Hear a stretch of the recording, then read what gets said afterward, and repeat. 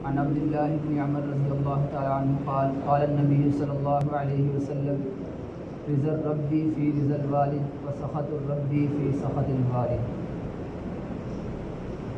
حضرت عبداللہ بن عمر رضی اللہ تعالیٰ عنہ سے روایت ہے، وہ فرماتے ہیں کہ نبی کریم صلی اللہ علیہ وسلم نے ارشاد فرمایا، اللہ تعالیٰ کی رضامندی والد کی رضامندی میں ہے اور اللہ تعالیٰ کی ناراضگی والد کی ناراضگی میں ہے۔ اس حدیث میں دوستوں نبی کریم صلی اللہ علیہ وسلم نے والد کی ناراضگی کا ذکر کیا ہے،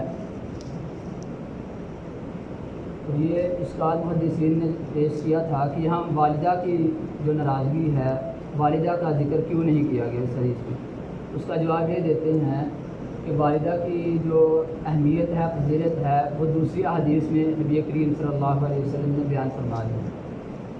اس کا مفہوم کچھ اس طرح تھا کہ ایک صحابی نے نبی کریم صلی اللہ علیہ وسلم سے پوچھا کہ یا رسول اللہ کہ مجھ پر سب سے زیادہ حق کس کا ہے؟ تو نبی کریم صلی اللہ علیہ وسلم نے 3 مرتبہ ارشاد فرمایا تھا کہ تیری ماں کا، تیری ماں کا، تیری ماں کا۔ تو چاہے والد ہو چاہے والدہ ہو، دونوں کے حقوق اولاد پر برحق ہیں۔ نبی کریم صلی اللہ علیہ وسلم نے بیان فرما دیے، اور خود اللہ رب العزت نے بھی قرآن کریم میں جا بجا کئی جگہ قرآن کریم میں ارشاد فرمایا۔ پہلی جگہ ارشاد فرمایا وَقَضَىٰ رَبُّكَ أَلَّا تَعْبُدُوا إِلَّا إِيَّاهُ وَبِالْوَالِدَيْنِ إِحْسَانًا، کہ تیرے رب نے فیصلہ کر دیا اس بات کا کہ عبادت صرف اور صرف اسی کی جائے اور اپنے والدین کے ساتھ اچھا سلوک کیا جائے۔ والدین کے ساتھ میرے دوستو جیسے کیسے بھی ہے نا، والد حضور نبی کریم صلی اللہ علیہ وسلم کا فرمان ہے جس کا مفہوم ہے کہ اگر مشرک بھی ہے نا، یہ مسلمان نہیں ہے والدین، پھر بھی ان کا ادب تمہارے ذمہ ضروری ہے، والدین کی قدر کرنی چاہیے۔ اور اسی طرح جو جہاں شکر کا معاملہ آتا ہے، شکر کے معاملے کو اللہ رب العزت نے والدین کا شکر اور اپنا شکر اکٹھا رکھا ہے۔ انشکر لی، میرا شکر ادا کرو، اور والدیک، اور اپنے والدین کا شکر ادا کرو۔ تو اس سے میرے دوست اہمیت کا اندازہ لگایا جا سکتا ہے کہ اللہ رب العزت نے والدین کو جہاں عبادت کا ذکر آیا، اپنی عبادت کے بعد والدین کے ساتھ اس نے سلوک کا ذکر کیا، اور جہاں شکر کا ذکر ہے وہاں اپنے شکر کے ساتھ اپنے والدین کے شکر کو ذکر کیا۔ تو اس سے اہمیت کا اندازہ لگایا جا سکتا ہے۔ اور دوسرا ہمارے اوپر میرے دوستوں والدین کے کئی حقوق ہیں جو ضروری ہے نا، وہ یہ کہ ہم پہلا تو یہ ہم ان کی زندگی کے اندر والدین کی قدر کریں، ان کے ساتھ اچھا برتاؤ کریں، ان کی بات مانیں۔ ایک تو یہ ہے کہ والدین پہلی مرتبہ کوئی کام کہیں نا کہ بیٹا فلاں کام کر دو، تو ہمیں اسی وقت کر دینا چاہیے۔ یہ حدیث اور قرآن کا فرمان یہی ہم سے تقاضا کر رہا ہے کہ پہلی مرتبہ جو حکم کیا جائے اس پر ہم لبیک کہیں۔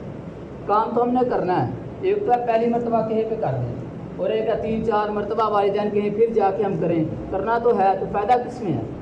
چوتھی مرتبہ میں تو یہ کیا کہتے ہیں اجر نہیں ہے، چوتھی مرتبہ میں فضیلت نہیں ہے۔ فضیلت جو ہے، جو سنت پر عمل ہے، وہ پہلی مرتبہ کرنے پہ ہے۔ یہ پہلی مرتبہ کہے والدین تو اسی وقت عمل کیا جائے۔ حضور نبی کریم صلی اللہ علیہ وسلم کا فرمان ہے کہ اگر میری والدہ زندہ ہوتی اور میں نماز میں کھڑا ہوتا اور وہ پیچھے سے مجھے آواز دیتی یا محمد، تو میں اپنی نماز توڑ کے پہلے ان کی بات کا جواب دیتا۔ تو میرے دوستوں والدین کی قدر کریں۔ ایک واقعہ سنا کے بعد ختم کرتا ہوں۔ حضرت انس رضی اللہ تعالیٰ عنہ کی روایت ہے، وہ واقعہ سناتے ہیں والدہ کی نافرمانی پر، اور وہ بھی حضور نبی کریم صلی اللہ علیہ وسلم کے زمانے کا۔ حضرت علقمہ رضی اللہ تعالیٰ عنہ ایک نوجوان تھے، بڑے محنتی تھے اور صدقہ بہت زیادہ کرتے تھے۔ ایک مرتبہ کافی سخت بیمار ہو گئے، ان کی بیوی نے نبی کریم صلی اللہ علیہ وسلم کو سارا معاملہ سنایا کہ وہ کافی سخت بیمار ہیں۔ تو نبی کریم صلی اللہ علیہ وسلم نے 4 صحابہ کرام کو بھیجا، ایک حضرت سلیمان تھے، ایک حضرت بلال تھے، اور 2 ساتھ اور تھے، کہ جا کے دیکھ کے آؤ کیا معاملہ ہے۔ وہ دیکھنے گئے، آ کے فرمایا رسول اللہ موت کی حالت میں ہیں لیکن ان کی جان نکل نہیں رہی۔ اچھا، تو اس عورت سے پوچھا، اس کی بیوی سے پوچھا کیا اس کے والدین زندہ ہیں؟ تو اس کی بیوی نے کہا نہیں، صرف اس کی والدہ زندہ ہے، والد وفات پا چکے ہیں۔ تو صحابہ سے کہا کہ جاؤ اس کی والدہ سے کہو اگر وہ خود آ سکتی ہے اسے پیغام بھیجو کہ محمد صلی اللہ علیہ وسلم بلا رہے ہیں، اگر وہ نہیں آ سکتی تو میں جاتا ہوں۔ تو خلاصہ یہ کہ اس کی والدہ آئی، تو نبی کریم صلی اللہ علیہ وسلم نے ان سے پوچھا کہ تیرے بیٹے کا تیرے ساتھ کیا سلوک ہے، کیا معاملہ ہے؟ تو وہ کہنے لگی کہ یا رسول اللہ وہ روزے بھی رکھتا ہے، رات کو تہجد بھی پڑھتا ہے، صدقہ بھی بہت زیادہ کرتا ہے، لیکن میری بات نہیں سنتا۔ اور یہ ارشاد فرمایا اس بوڑھی عورت نے، اس کی والدہ نے، کہ وہ اپنی بیوی کی سنتا ہے، میری نہیں سنتا۔ یہ جملے ہیں حدیث میں۔ تو نبی کریم صلی اللہ علیہ وسلم نے اس بڑھیا سے کہا کہ اپنے بیٹے کو معاف کر دے۔ تو کہنے لگی یا رسول اللہ میرا دل نہیں مانتا۔ اچھا، تو صحابہ سے کہا جاؤ لکڑیاں اکٹھی کر کے لاؤ اور یہاں آگ جلاؤ اور اس کے بیٹے کو اس آگ میں جلاؤ۔ تو کہنے لگی یا رسول اللہ میرے لگتے جگر کو میرے ہی سامنے آگ میں جلائیں گے۔ تو آپ صلی اللہ علیہ وسلم نے فرمایا کہ اگر تو نے اب معاف نہ کیا تو کل قیامت کے یہ دن ہمیشہ ہمیشہ کے لیے جہنم کی آگ میں جلے گا۔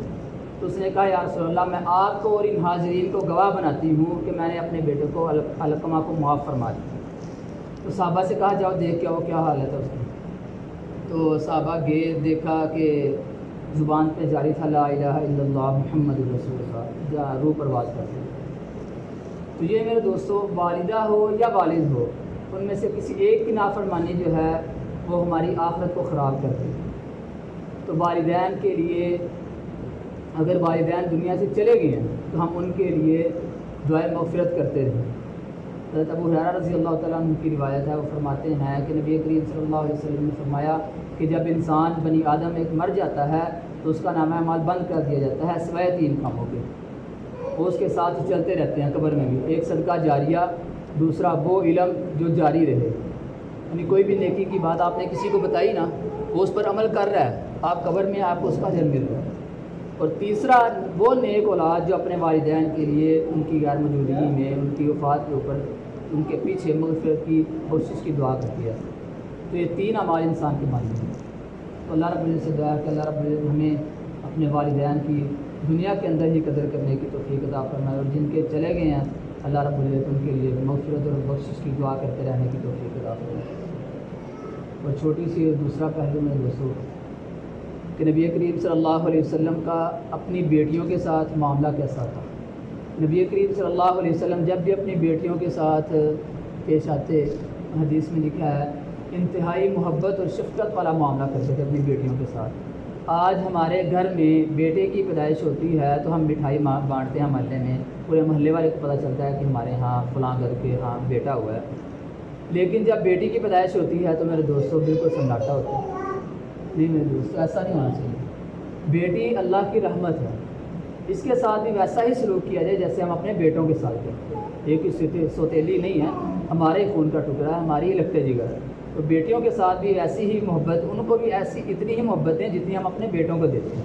تو اللہ رب العزت سے دعا ہے کہ اللہ رب العزت ہمیں اپنی بیٹیوں کے ساتھ جیسے ہم اپنے بیٹوں کے ساتھ سلوک کرتے ہیں ویسا ہی سلوک اپنی بیٹیوں کے ساتھ کرنے کی توفیق عطا فرمائے، اور اپنے والدین کے ساتھ اچھا سلوک کرنے کی توفیق عطا فرمائے۔